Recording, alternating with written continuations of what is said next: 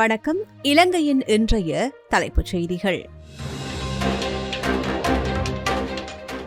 October நவம்பரில் பெருவெள்ள அபாயம், வளிமண்டலவியல் திணைக்களம் எச்சரிக்கை. தெற்கில் மீண்டும் இனவாதத்தை தூண்ட முயற்சி, யாழ்ப்பாணத்தில் பொதுமக்கள் பாதுகாப்பு அமைச்சர் கவலை. 40 லட்சம் பேர் இன்னும் டின் இலக்கத்தை பெறவில்லை, உள்நாட்டு இறைவரி திணைக்களம் தகவல். ரயில்வே திணைக்கள இணையதளம் மீது சைபர் தாக்குதல், நேர அட்டவணை பகுதி செயலிழந்தது. புதிய திரிவுகளுடன் பரவுகின்றது டெங்கு வைரஸ், பொதுமக்கள் விழிப்புடன் இருக்குமாறு அரசாங்கம் அவசர வேண்டுகோள். செம்மணி மனித புதைகுழி, சிறுவர்கள் மற்றும் குழந்தைகளின் உடலங்கள் மீட்பு, பெரும் பரபரப்பு. அரசாங்கம் பெற்ற புலம்பெயர் நிதி எவ்வளவு, அர்ஜுனா எம்பி வெளிப்படுத்த வேண்டும், சீலா ரட்னதீரர் வலியுறுத்து. காலிமுகத்திடலில் வரலாற்று சாதனை, 4988 கலைஞர்களுடன் ஹின்னஸ் சாதனை படைத்தது சங்கமம் 2026. நாடு முழுவதும் பலத்த காற்று வீசக்கூடும், வளிமண்டலவியல் திணைக்களம் அவசர எச்சரிக்கை. பிலிப்பைன்ஸில் பேரழிவு, நிலநடுக்கத்தால் 2 மீட்டர் வரை மேல்நோக்கி உயர்வடைந்த கடற்பகுதி. இனி விரிவான செய்திகள். நாட்டில் நிலை வருகின்ற எல்னினோ வானிலை மாற்றத்தின் தாக்கம் காரணமாக எதிர்வரும் அக்டோபர் மற்றும் நவம்பர் மாதங்களில் கடுமையான வெள்ளப்பெருக்கு ஏற்படுவதற்கான வாய்ப்புகள் உள்ளதாக வளிமண்டலவியல் திணைக்களம் தெரிவித்துள்ளது. இதுகுறித்து வளிமண்டலவியல் திணைக்களத்தின் பணிப்பாளர் அஜித் விஜயமென்ன தெரிவிக்கையில், தற்போது எல்னினோ நிலைமை பலவீனமாக காணப்பட்ட போதிலும் நவம்பர் மாதத்திற்கு பின்னர் அது படிப்படியாக வலுப்பெற்று மிகவும் வலிமையான நிலையை அடையக்கூடும். மேலும் டிசம்பர், ஜனவரி மற்றும் பிப்ரவரி மாதங்களில் இதன் தாக்கம் மேலும் அதிகரிப்பதற்கான சாத்தியக்கூறுகள் 60% அதிகமாக காணப்படுகின்றது. வானிலை நிலவரங்களின்படி எல்னினோ தாக்கமானது பலவீனமான, மிதமான, வலிமையான மற்றும் மிகவும் வலிமையான என்று 4 வகைகளாக பிரிக்கப்படுகின்றது. இதில் இலங்கை தற்போது பலவீனமான கட்டத்திலேயே உள்ளதாக தெரிவிக்கப்பட்டுள்ளது. இருப்பினும் வரும் மாதங்களில் இது தீவிரமடையக்கூடும் என்பதால் பொதுமக்களும் உரிய அதிகாரிகளும் தேவையான முன்னெச்சரிக்கை நடவடிக்கைகளை மேற்கொள்ளுமாறு அறிவுறுத்தப்படுகின்றார்கள். VT cash and carry VT super ஸ்டோரின் கல்யாணி அன்னபூரணி பிராண்டில் அன்றாட வாழ்க்கையின் அனைத்து பொருட்களையும் ஒரே இடத்தில் பெற்றுக்கொள்ள தாமதம் வேண்டாம், இப்போதே வாருங்கள். வீட்டி கேஷ் அண்ட் கரி மற்றும் வீட்டி சூப்பர் ஸ்டோர், பாரிஸின் லாச்சப்பல். தெற்கில் உள்ள சில அரசியல்வாதிகள் மீண்டும் ஆட்சிக்கு வருவதற்காக இனங்களுக்கிடையில் குரோதத்தை ஏற்படுத்தும் விதமாக கருத்துக்களை தெரிவித்து வருவதாக பொதுமக்கள் பாதுகாப்பு அமைச்சர் ஆனந்த விஜயபால கவலை வெளியிட்டுள்ளார். எனினும் நாட்டில் மீண்டும் இனவாதம் தலைதூக்க தாம் ஒருபோதும் அனுமதிக்கப் போவதில்லை என்று அவர் உறுதியளித்துள்ளார். யாழ்ப்பாணம் கோப்பாய் காவல் நிலையத்தை முறைப்படி திறந்து வைக்கும் நிகழ்வில் உரையாற்றுகையில் அவர் இதனை தெரிவித்தார். கடந்த காலங்களில் வடபகுதியில் பொதுமக்களின் பாதுகாப்பை உறுதிப்படுத்த நாம் பல்வேறு நடவடிக்கைகளை மேற்கொண்டோம். இதன் மூலம் பல சட்டவிரோத செயல்கள் கட்டுப்படுத்தப்பட்டுள்ளன. இந்த நாட்டில் வடக்கு, கிழக்கு, தெற்கு, மேற்கு என்ற எந்த பாகுபாடுமின்றி அனைத்து மக்களுக்கும் ஒரே சட்டமே நடைமுறையில் உள்ளது.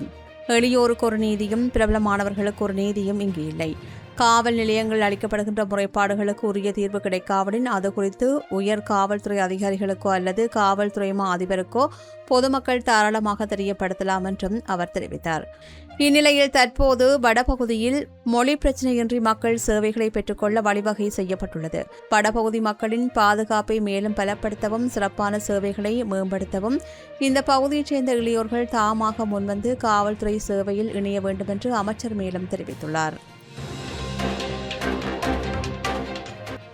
நாட்டில் 18 வயது பூர்த்தியடைந்த அனைவரும் வரி செலுத்துவோர் அடையாள அட்டை இலக்கமான டின் பெறுவது கட்டாயமாக்கப்பட்டுள்ள நிலையில் இதுவரையில் சுமார் 40 லட்சம் பேர் அதனை பெற்றுக்கொள்ளவில்லை என்று உள்நாட்டு இறைவரி திணைக்களம் தெரிவித்துள்ளது. தற்போது நிலவரப்படி நாட்டில் சுமார் 17 மில்லியன் மக்கள் இந்த இலக்கத்தை பெற வேண்டும் என்று மதிப்பிடப்பட்டுள்ளது. எனினும் இதுவரையில் 13 மில்லியனுக்கும் அதிகமானோர் மாத்திரமே டின் இலக்கத்தை பெற்றுக் கொண்டுள்ளதாக அந்த திணைக்களம் சுட்டிக்காட்டியுள்ளது. 2026 ஆண்டின் 11ஆம் இலக்க உள்நாட்டு இறைவரி திருத்தப்பட்ட சட்டமூலத்திற்கு அமைய தற்போது அன்றாட மற்றும் வணிக ரீதியிலான பல்வேறு தேவைகளுக்கு டின் இலக்கம் கட்டாயமாக்கப்பட்டுள்ளது. அதன்படி புதிய வங்கிக் கணக்குகளை ஆரம்பித்தல் மற்றும் கடன் அட்டைகளை பெற்றுக்கொள்ளுதல், மோட்டார் வாகனங்களை பதிவு செய்தல் மற்றும் அவற்றை புதுப்பித்தல், புதிய வணிகங்களை பதிவு செய்தல், நிறுவனங்களின் பங்குகளை பரிமாற்றம் செய்தல் ஆகிய சேவைகளுக்கு இந்த இலக்கம் இனி அவசியமானதாகும்.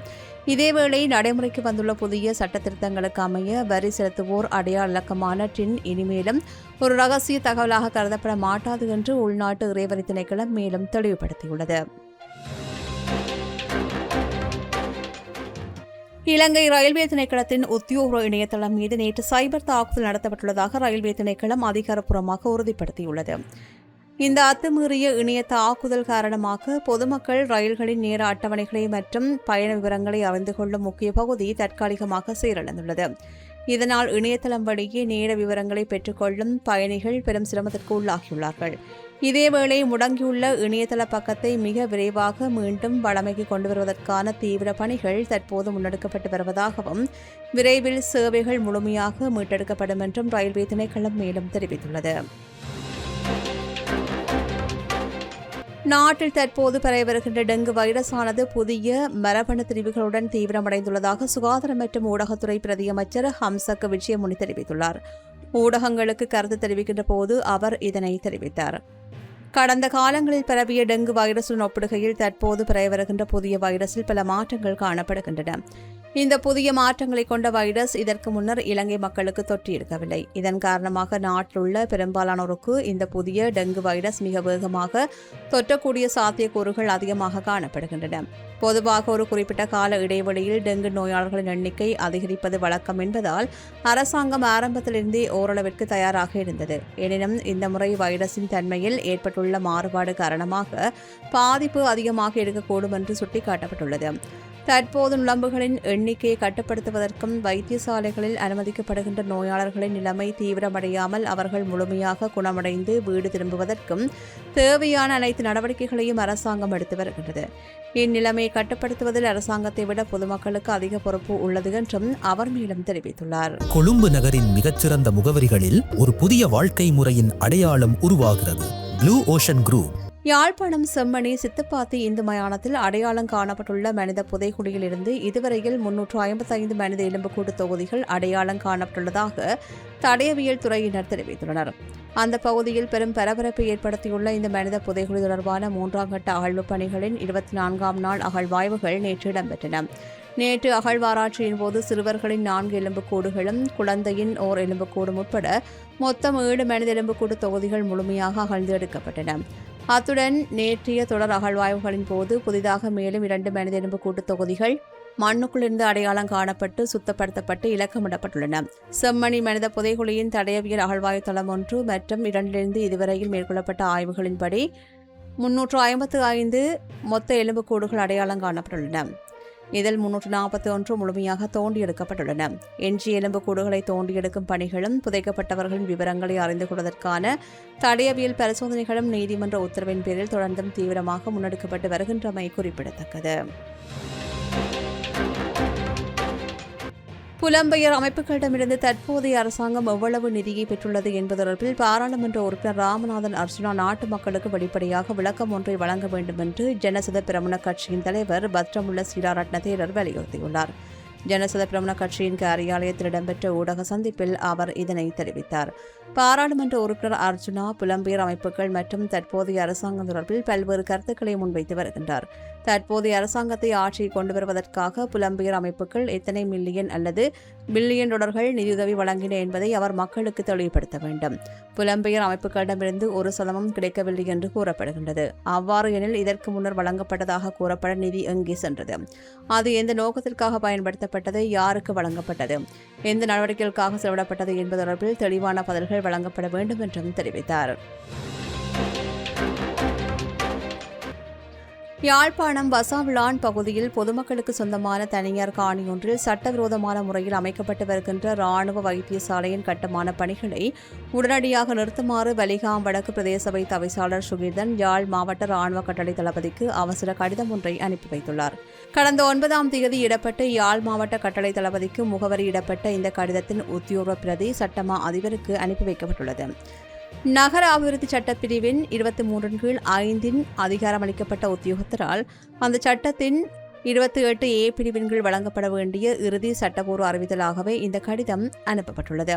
இந்த அறிவித்தலின்படி எதிர்வரும் ஜூன் மாதம் 16ஆம் தேதிக்கு முன்பாக ராணுவ வைத்தியசாலை கட்டுமான பணிகளை நிறுத்தி காணியை விடுவிப்பதற்கு ராணுவ தரப்பு நடவடிக்கை எடுக்க தவறும் பட்சத்தில் பிரதேச சபைக்குரிய சட்ட அதிகாரிகளின்படி தகுந்த சட்ட நடவடிக்கை எடுக்கப்படும் என்று எச்சரிக்கப்பட்டுள்ளது.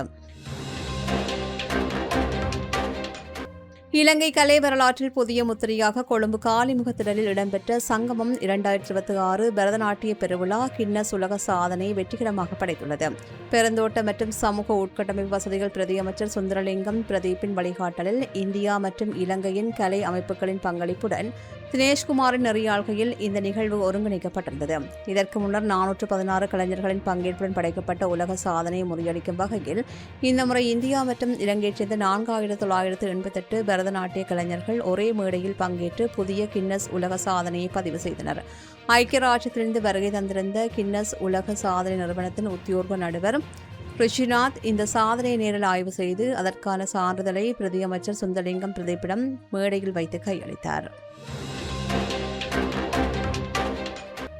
நாடு முழுவதும் தற்போது நிலவுகின்ற தீவிர தென்மேற்கு பருவக்காற்றிலமை காரணமாக பல பகுதிகளில் பலத்த காற்று வீசக்கூடும் என்று வளிமண்டலவியல் திணைக்களம் எதிர்ப்பு கூறியுள்ளது. திணைக்களத்தின் இயற்கை அனர்த்தங்கள் குறித்த முன்கூட்டி எச்சரிக்கை மையத்தினால் இது தொடர்பான எச்சரிக்கை அறிவித்தல் ஒன்று விடுக்கப்பட்டுள்ளது. இந்த அறிவித்தலானது இன்று இரவு 8:30 மணி வரையில் செல்லுபடியாகும் என்று அறிவிக்கப்பட்டுள்ளது. இந்த வானிலை நிலைமையை கருத்தில் கொண்டு மத்திய மாகாணம், சப்ரகமுவா மாகாணம், வடமாகாணம், வடமத்திய மாகாணம், திருகோணமலை மாவட்டம், ஹம்பாந்தோட்டை ஆகிய மாவட்டங்களில் வாழும் மக்கள் மிக அவதானத்துடன் இருக்குமாறு அறிவுறுத்தப்பட்டுள்ளார்கள். தென்மேற்கு பருவக்காற்றின் தாக்கம் காரணமாக மேலே குறிப்பிட்ட பகுதிகளின் சில இடங்களில் அவ்வப்போது மணித்தியாலத்திற்கு 40 முதல் 50 கிலோமீட்டர் வேகத்தில் பலத்த காற்று வீசக்கூடும். இது தவிர நாட்டின் ஏனைய பகுதிகளிலும் அவ்வப்போது மணித்தியாலத்திற்கு 30 முதல் 40 கிலோமீட்டர் வேகத்தில் ஓரளவு பலத்த காற்று வீசுவதற்கான சாத்தியக்கூறுகள் காணப்படுவதாக வளிமண்டலவியல் திணைக்களம் தெரிவித்துள்ளது. தமிழர்களின் பெருமை ஒரே மேடையில் வெளியிடப் போகின்றது. இது ஒரு செலிப்ரேஷன் ஆஃப் கிரேட்னஸ். எதிர்வரும் ஜூன் 20 சனிக்கிழமை லெஜெண்ட்ஸ் அண்ட் ஐகான்ஸ் அவார்ட்ஸ் 2026. பிலிப்பைன்ஸின் தெற்கு மிண்டனாவா தீவு பகுதியில் இந்த வாரம் ஏற்பட்ட 7.8 ரிக்டர் அளவிலான சக்தி வாய்ந்த நிலநடுக்கம் காரணமாக கடலின் அடிப்பகுதி சுமார் 2 மீட்டர் வரையில் மேல் நோக்கி உயர்ந்துள்ளதாக அந்த நாட்டு சுற்றுச்சூழல் துறை மற்றும் புவியியல் ஆய்வு மையம் உறுதிப்படுத்தியுள்ளது.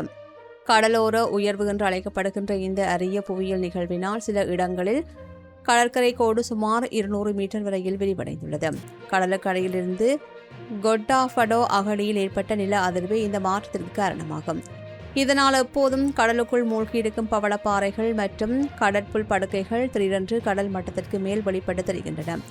சுற்றுச்சூழல் துறை வெளியிட்டுள்ள புகைப்படங்களின்படி கடல் மட்டத்திற்கு மேல் நீரின்றி வெளிப்பட்டு கிடக்கின்ற பவளப்பாறைகளின் மேல் பெருமளவிலான மீன்கள், கடற்பாம்புகள் மற்றும் ஏனைய கடல்வாழ் உயிரினங்கள் மடிந்து கிடக்கின்றன. நிலநடுக்கம் ஏற்பட்டு 2 நாட்களுக்கு பிறகு இந்த வியத்தகு மாற்றம் உள்ளூர் மக்களால் அவதானிக்கப்பட்டுள்ளது. அழுகி வரும் கடல்வாழ் உயிரினங்களின் துர்நாற்றத்தால் அந்த பகுதியில் வசிக்கும் மக்கள் கடும் அசௌகரியங்களுக்கு உள்ளாகியுள்ளார்கள். பிலிப்பைன்ஸில் கடந்த 50 ஆண்டுகள் ஏற்பட்ட மிக மோசமான நிலநடுக்க பேரழிவினால் இதுவரையில் 61க்கும் மேற்பட்டோர் உயிரிழந்துள்ளதாகவே பேரிடர் மேலாண்மை பிரிவு புதுப்பிக்கப்பட்ட விவரங்களை வெளியிட்டுள்ளமை குறிப்பிடத்தக்கது. இத்துடன் இலங்கையின் இன்றைய தலைப்புச் செய்திகள் நிறைவு பெறுகின்றன. தொடர்ந்தும் செய்திகளை உடனுக்குடன் அறிந்து கொள்ள சமூகம் மீடியா.com எனும் எமது இணையதளத்துடன் இணைந்திருங்கள்.